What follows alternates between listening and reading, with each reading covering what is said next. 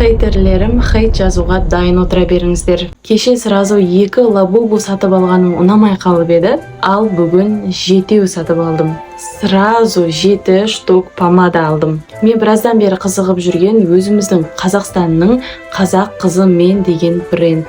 Әр помада әр қаланың атымен аталған екен. Күшті подход. 01 Алматы. Дизайн маған ұнады. Қазақ қызы мен. Цветочный, приятный иіс болып тұршы. Негізі білесіздер ма, матовый помадалар көбінесе ерінді құрғатады. Бірақ көрінісі матовый болғанымен андай увлажненный екенші. Так, енді екіншісін көреміз. 02 Астана. 02-нің түсі. Қызылдау болып тұрады да, бірақ нормальный болып тұрады, как повседневкаға жаға беретіндей болып тұрады. Ернімізді келесі помадаға дайындайық. 03 Шымкент. Ал, көрейік менің қаламның қандай түс екен. Нюдовый. Повседневкаға керемет. 04 Ақтөбе. Кім Ақтөбе қаласынан көріп отыр? Комментарийге жаза кетіңіздер. Ернімізді дайындамаппыз ғой. 04 Ақтөбе. Ал, көрейік.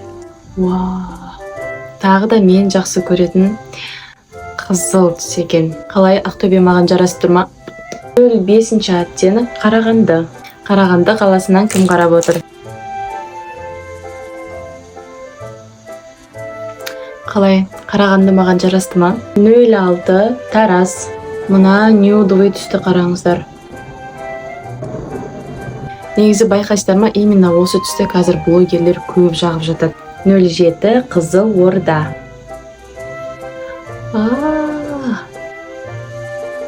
Ал 07 Қызылорда. Маған негізі қатты ұнағаны осы сияқты. Көзге матовый болып көрініп тұр, бірақ увлажняющий ерінде андай жұмсақ болып тұратын енді күшті. Оңайлықпен кетпейді. Так.